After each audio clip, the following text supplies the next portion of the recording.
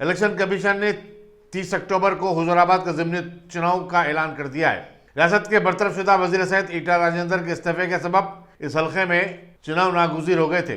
Commission की तरफ से जारी करदा शेड्यूल के मुताबिक 8 अक्टूबर से पर्चे नामजदगियां दाखिल करने का सिलसिला शुरू होगा। 11 अक्टूबर को पर्चों की तनखी होगी, जबकि 13 अक्टूबर तक पर्चे नामजदगियां वापस लिए जा सकेंगे।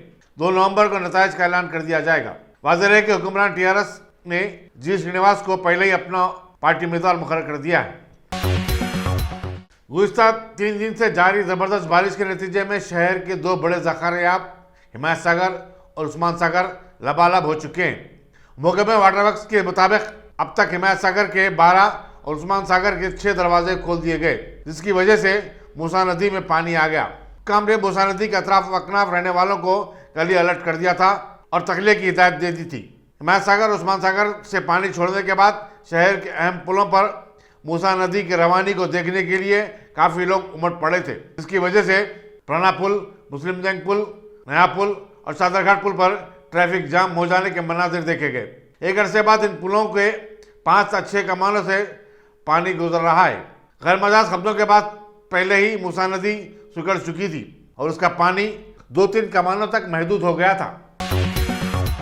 तूफान गुलाब के चलते स्पीकर असेंबली पोचाराम श्रीनिवास रेड्डी, जिन्होंने असेंबली के जारी मानसून सेशन को 3 दिन तक मुलतवी कर दिया था, रियासत के तमाम अरकान असेंबली से अपील की कि वो अपने अपने हल्के का दौरा करते हुए बारिश से मुतासर आवाम की फरियाद सुने और उन्हें राहत व इमदाद पहुँचाने के इक़दाम करें।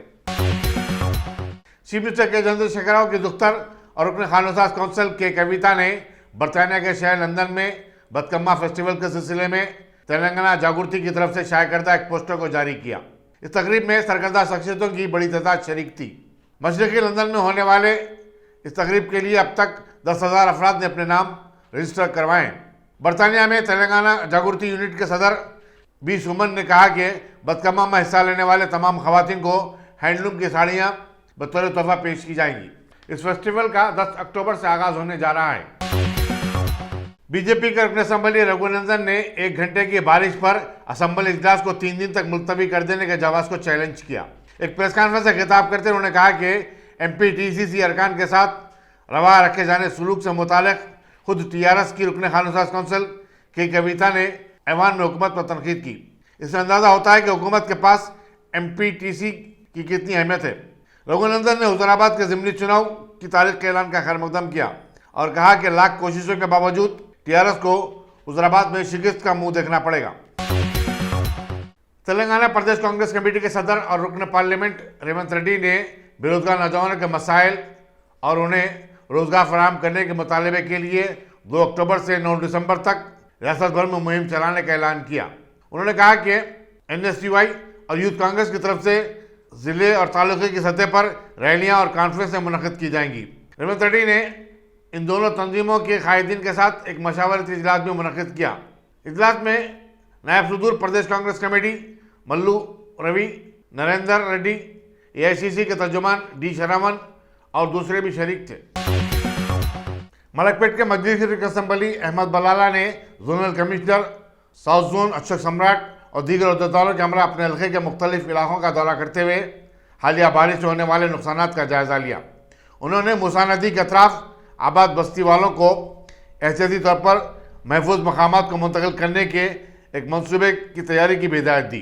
अहमद बलाला ने जिन इलाकों का दौरा किया उनमें आदमपुरा डिवीज़न के कमल नगर, मूसा नगर, रसूलपुरा, विनायक वेदी और ओल्ड मलकपेट डिवीज़न के शंकर नगर, मुसरमबाग, छोटा पुल, संकेश्वर बाजार वगैरह शामिल हैं। आजमपुरा के नुमाइंदा कॉर्पोरेटर एसएम अबरार और मलकपेट के नुमाइंदा कॉर्पोरेटर मोहम्मद शफी और दूसरे भी इस मौके पर मौजूद थे।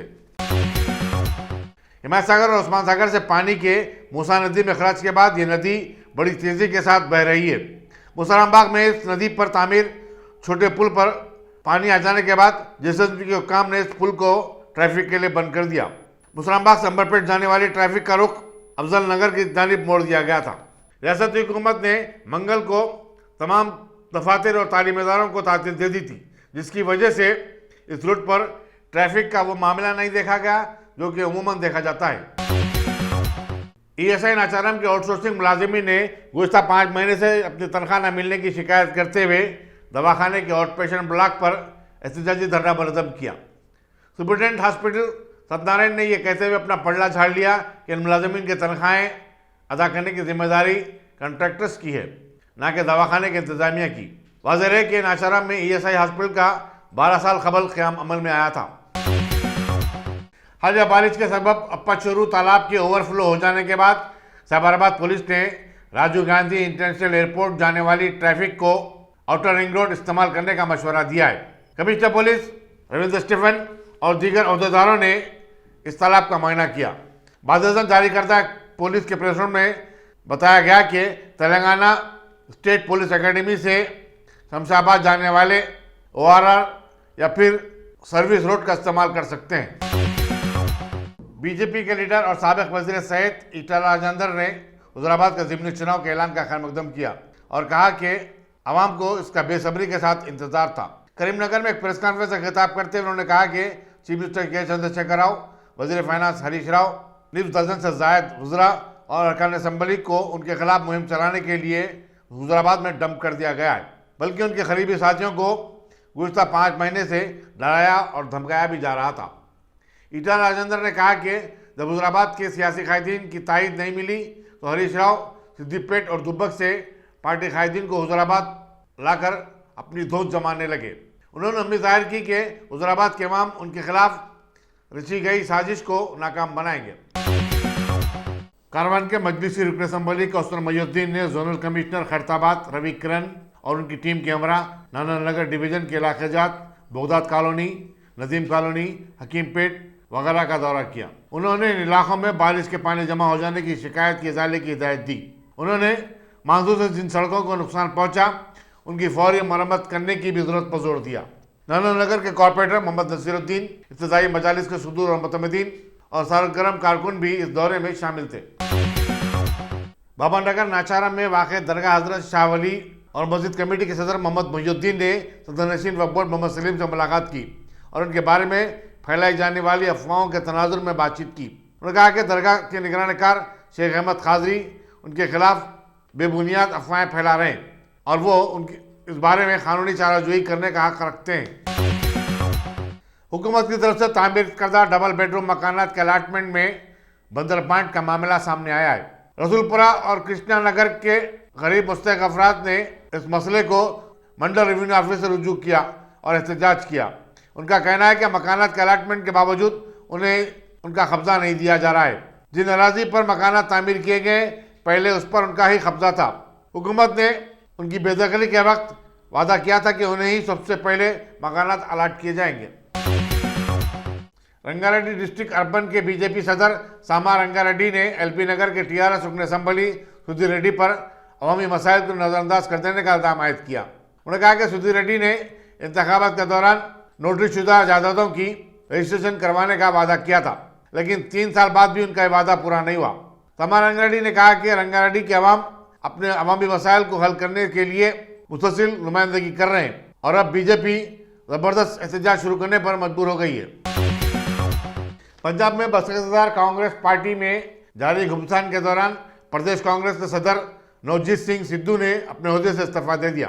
कैप्टन अमरिंदर सिंह, जिन्होंने गुज़श्ता हफ्ते चीफ मिनिस्टर के ओहदे से इस्तीफा दे दिया था, सिद्धू के साथ काम करने से इनकार कर दिया और वो बीजेपी में शामिल होने का इरादा रखते हैं। उन्होंने सिद्धू को नाहल और कौम दुश्मन शख्स करार दिया था। नए चीफ मिनिस्टर चरणजीत सिंह चन्नी की काबीना में तोसी और खलमदानों की तकसीम के बाद पार्टी में इख्तलाफात और भी शदीद हो गए।